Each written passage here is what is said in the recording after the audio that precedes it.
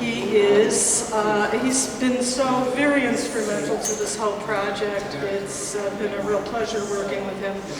He is, among so many things, an experienced consultant, trainer, manager with over 25 years of experience working in higher education, community services, and business. Russ is the program manager of the Autism Program of Illinois, where he's responsible for the strategic planning, budgeting, program development, and evaluation for a statewide collaboration of 12 nonprofit agencies and 4 public university programs operating in 19 locations across Illinois. He also provides operational and organizational consulting and executive coaching services with Protem Partners, LLC. He has worked with numerous nonprofit boards of directors and multi-agency collaborations and provided services to numerous local, state, and federal agencies. And he's a wonderful support for anybody who has experience with kids on the spectrum, and here you go. Thank you.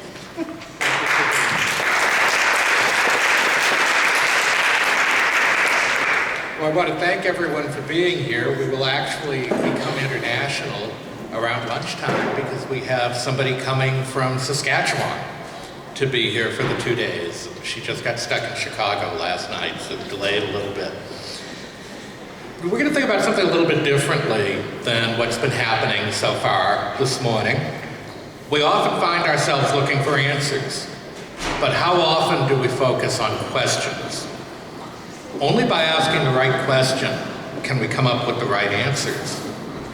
Most likely, all of us learned the basic questions: who, what, when, where, how, why, sometime back in school.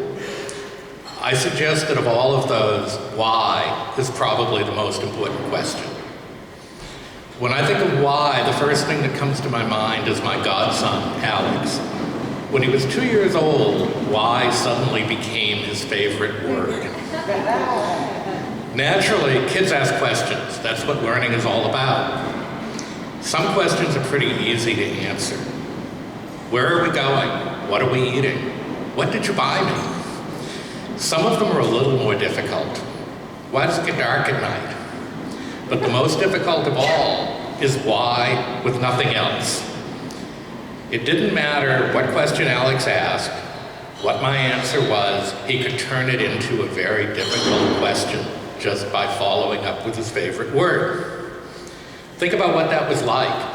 You've just answered a question and you're really proud of yourself. You've used words that a 2-year-old understands, you used concepts that he understands, and then he looks at you and says, why? A conversation with him would go something like this. What time is it? It's 8 o'clock. Why?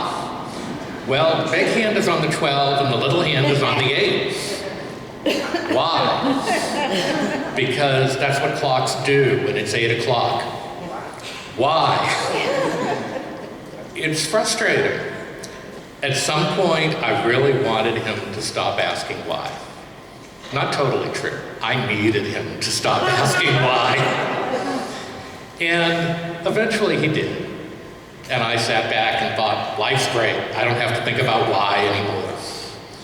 But over time, as I've gotten older, and maybe as I've gotten to think about being younger again, I wondered why I found why so difficult.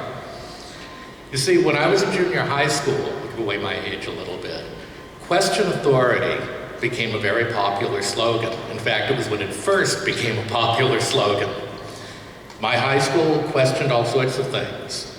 We were out on strike repeatedly because of the war in Vietnam. We challenged our school government. Actually, it was a student council that was advisory. We challenged it and turned it into an active school-wide government that's still in place. I personally challenged administrators, politicians, teachers, even other students, asking why they believed what they did, or why they said what they did. And I have no doubt that for them, their lives were made as difficult by me as my life was made by Alex. Because I wouldn't accept because it is, or because that's the way it's been, or because I said so. Those were inadequate answers. I believed then that why was the most important question I could ask. It was the only thing that would help me find new ways to deal with old problems. Over the next 2 days, you're going to hear a lot about what and how. You'll hear me talk a little bit about what autism spectrum disorder is, what some of the characteristics are of people with autism. You're going to hear the results of a survey that tells you what people think about libraries and autism. You'll hear what some libraries have done, how some collaborations have been developed, how to conduct a community survey. And most importantly, by the end of the day tomorrow, you'll hear what you have to do before you come back in September. But we're going to look at something a little bit differently. Even though what and how are important, what and how help us plan. They help us determine what to do next. What are we doing right? What can we do differently? How can we make more money? How can we get people to like what we do? How can we improve our ratings? But I'm going to be Alex for a little while. I'm going to ask you all some questions that I want you to think about, and then you're going to discuss them around your tables. They're going to be easy questions. You need to remember them, but you don't need to write them down. But I promise, the questions are easy. The difficult part might be the answers. The first question, why are you here? I've had an opportunity to read the applications of most of the people who are here today, so I can give you a little background on the group. I know that most of the people here are librarians or work in libraries. A lot of other people here work in community services, community centers, or schools, have some connection with working with people with autism. A large number of people here have a personal connection with autism. Some here are on the spectrum, some here have family members and friends who are on the spectrum. For me, why I'm here has two answers. There's a professional one and a personal one.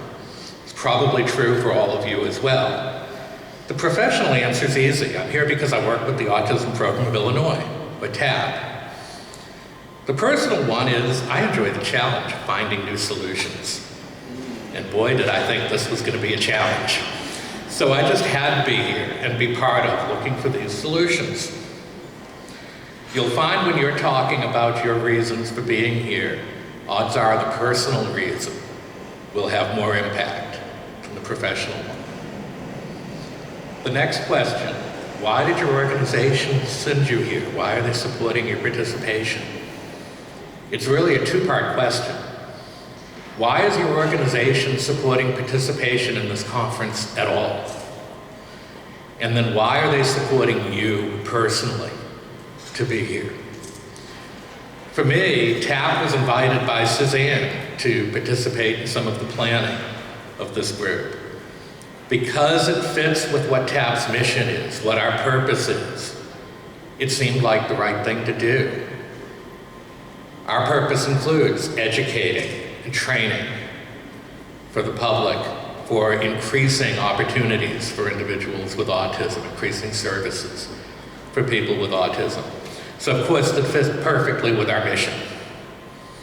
Why am I here? Well, the real reason may be because I brought it up. But it's also something that I believe in. I believe in collaborations. I have seen the success of multi-agency collaborations, not only here in Illinois through the collaboration that we call TAB, but before I got here, I was in rural Colorado and saw that the only way many services were able to be provided was through collaborative efforts of many different agencies. For you, there may be a number of different answers. Some organizations probably supported this because they heard grant. Grant means money. Yeah. So maybe it's a chance to get some additional funding. Some organizations may have said, this will be great PR, people will love us, let's get our name in the paper. And oh, by the way, that might mean some additional funding. Some organizations actually may have said, this fits perfectly with our mission. We need to be involved. And you may be here because you were the one who found out about this and mentioned it to your boss, and he reminded you or she reminded you of this old saying that if you bring it up, you get the work. So here you are. Some of you may have said, I believe in this, I need to be here. It fits my mission, it fits my agency's mission. So that's going to be part of what you'll be talking about as the whys. The last why, and maybe the most important. Why does your organization exist? Does your organization have a vision or a mission statement? Do you know what they are? Some of you may be asking, what does this even matter? Those are just things that you put on paper because every business plan has to have a mission statement or a vision statement. But they really are probably the only things that do matter about an organization. The reality is what we do is probably nowhere near as important as why we do it. What we do can change over time. It can change because the environment changes, the needs change, the funding changes. But if we know why we do, we can always respond to those changes. Everything we do should be part of our why. If it doesn't support why we exist, we shouldn't be doing it. And when we look at, can we do this, can we do that, or what do we do now? It should always go back to, why are we trying to do anything? Why are we here? I'm going to give you an example of the difference between what and why in an organization. There's nothing to do with libraries, but it's probably an organization that everybody knows something about. Fire departments. What do fire departments do? Well, they fight fires. That one's easy. But what fire departments do really varies from community to community. Some check fire alarms, some do inspections of buildings, some provide classes in fire safety, some have ambulance and paramedic services, and most recently, some have started doing in-home medical care. Now, as you hear that, especially as taxpayers, you're probably saying, what's that have to do with fighting fires? Absolutely nothing. But fire departments don't exist to fight fires. Ask a firefighter why they exist, and they will tell you that they exist to protect people and property. They're there for public safety. So are police departments. Fire departments and police departments do very different things, but their why is the same. What they do now isn't what they did 10, 20, 50 years ago. And I can virtually guarantee that what they do now will not be all they do 10, 20, or 50 years from now. But you can be sure that whatever they're doing, it goes back to why they exist. So why do libraries exist? I've done lots of things. I've never worked in a library. I don't have an MLS. So I had to do a little research. And I went out on the internet and looked up some mission statements of some libraries. Some of you may hear something related to your own. So the examples I found: to provide comprehensive resources and services in support of research, teaching, and learning needs of the university community. I'll bet that's an academic library. To inspire lifelong learning, advance knowledge, and strengthen our communities. To advance intellectual discovery and enrich the quality of life by connecting people with knowledge. To improve and enrich the lives of our users through information, education, and recreation. To inform, enrich, and empower citizens through abundant library resources and technologies. Interesting missions. What do those statements tell us? I think they tell us a few things that are important. For me, the first thing I noticed was library's mission is not a passive one. In order to accomplish a mission, libraries need to be active. They do more than house a collection of materials that's available to those who come in and want to use it. According to these mission statements, libraries support, strengthen, improve, inform, and educate. Those are all action words. Libraries have to work full-time to fulfill their mission. And like all organizations, they have to be able to respond to changes in environment if they want to continue to survive. These statements are also important in what they don't say. They don't set many limits. In fact, I would say that mission statements of libraries probably only set one limit, and that limit is the communities that they serve. They define their communities differently, but they serve a limited community. But within that, it's still not much of a limitation. Libraries don't say what they do either. Mission statements really don't say what they do in order to educate, improve, or inspire. Libraries don't exist to loan books or to provide internet access, but they do those things. They don't exist only to serve those people who are in school, or those people whose IQs are above a certain number that's been determined on some test, or people who are full-time employed, or people who have a savings account, or people who can walk up and down stairs without assistance. Libraries exist to provide services to everyone in their communities. So the logical question after that is, are libraries fulfilling their purpose? I think every library is trying very hard to fulfill their purpose. And I have evidence of that. Libraries have a plethora of books and other resources. They appeal to all sorts of interests. There are books on history and science fiction, from war to peace, even war and peace. There's books in languages other than English. There's books about any genre you can think of, because different people have interests in them. They're available to anybody who can come into the library and use them. They have collections of materials for specific identified groups within a community.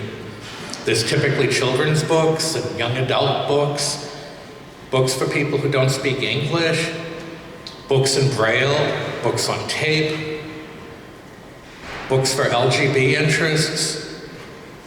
Special interests are recognized, and all of those are available to anyone who can come into the library and use them. They have movies, newspapers, magazines. They're also all available to anyone who can come into the library. And if you want something that your local library doesn't have, odds are they can get it for you through the interlibrary loan program. And they'll let you know when it's come in, and you can come into the library and pick it up. They have ramps, they have elevators. They're there for people with mobility impairment. Libraries will recognize the need for service animals, at least the more common ones. There are people that have many horses as service animals. I think libraries would have a little problem with that. But our library is really open and accessible and responsive to children, adolescents, and adults with autism, to their families, to the people who work with them, their caregivers. I think if we believed that they were as open and responsive to that population as they are to everyone else, we wouldn't be here. So clearly we have some questions about that. But I think that's part of the question, why does your organization exist? People with autism come in all ages, all shapes, all sizes. Some of them will stare at you. Some of them won't look at you at all. Some will talk very loudly. Some will talk in a monotone. Some just won't talk because they can't. Some will appear rude, while others might agree with everything you say. Some use machines to communicate. Some use pictures. They'll hand you cards for things. Some are bothered by loud noises, or noises that are loud to them, but almost imperceptible to everyone else. Some are bothered by sounds, lights, flickering, changes. And as I mentioned that, did you realize that fluorescent lights the most common lighting in libraries and public buildings, give off a hum and they flicker. Some people don't see light at all. There are people who are hearing impaired, vision impaired, and have autism, just like there are people who are hearing impaired and vision impaired and don't have autism. Some have difficulty with change. They need consistency to feel safe. They need to know what's likely to happen next. Some have repetitive movements when they're happy or sad or excited or angry.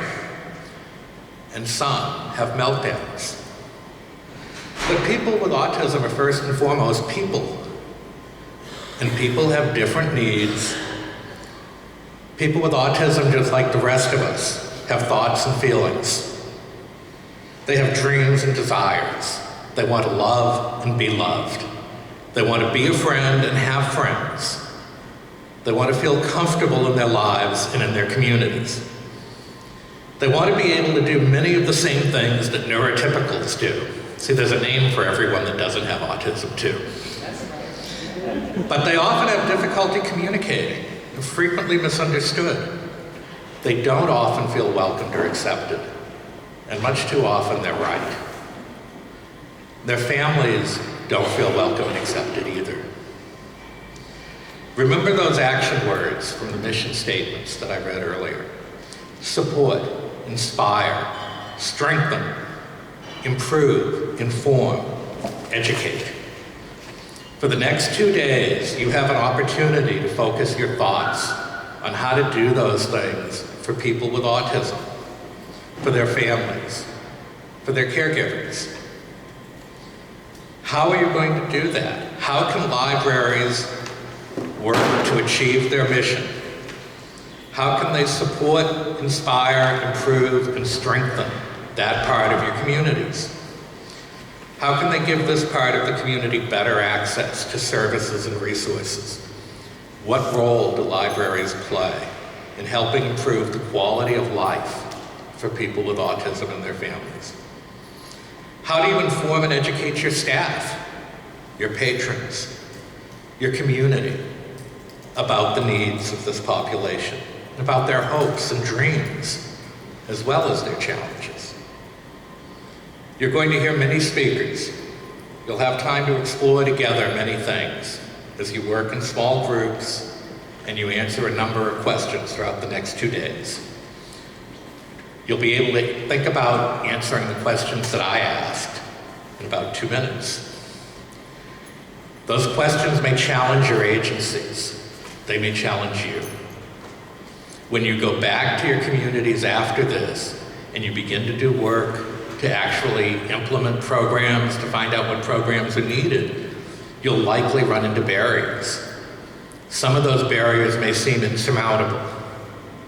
When that happens, I challenge all of you to go back and think about why. Why are you doing this? Why is your work important? Why is this project important? Why are libraries important? When you think about why, you can accomplish anything. You can go through those barriers, and together all of us can accomplish really great things. So that's your challenge for the next 2 days and beyond. Right now, I'd ask you to get around your small tables, discuss the answers to why. I'm not going to ask you all to feed back on that, but I would ask that you make some notes on the index cards, and we'll just collect those and compile them over the next 2 days and try to get a better idea of why everyone's here and why everyone does the important work that you do. Thank you.